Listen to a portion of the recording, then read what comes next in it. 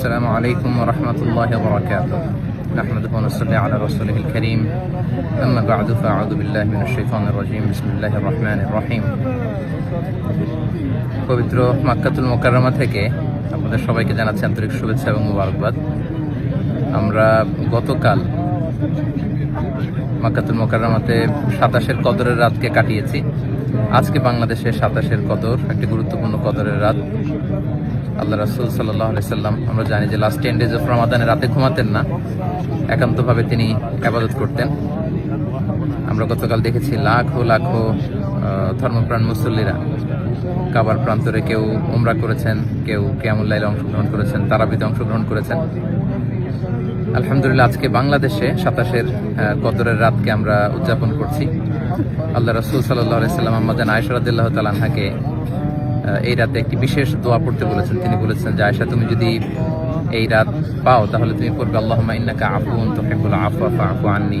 অর্থাৎ, হে আল্লাহ, আপনি ক্ষমাশীল, আপনি ক্ষমা করাকে পছন্দ করেন, আল্লাহ আপনি আমাদেরকে ক্ষমা করেন।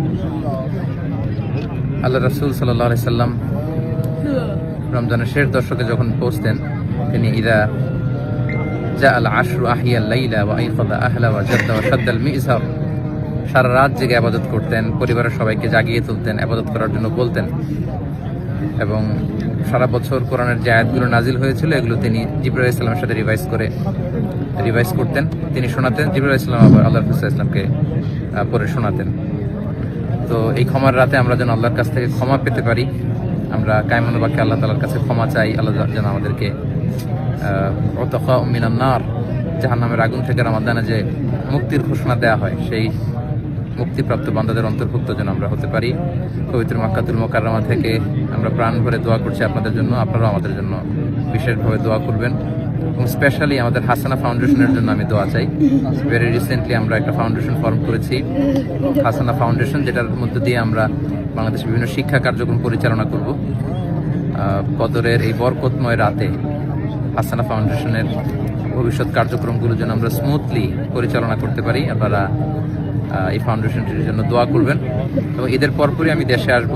এখন থেকে আমি দেশেই সেটেল করব, দেশেই থাকবো এবং ফাউন্ডেশনের বিভিন্ন কার্যক্রম সরাসরি পরিচালনা করবো ইনশাআল্লাহ।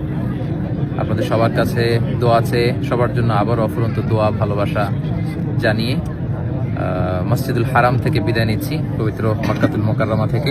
হাদা মা ইনদি ওয়াল ইলমু ইনদাল্লাহি আলাইহি তাওয়াক্কালতু ওয়া ইলাইহি উনীব। আসসালামু আলাইকুম ওয়া রাহমাতুল্লাহি ওয়া বারাকাতুহু।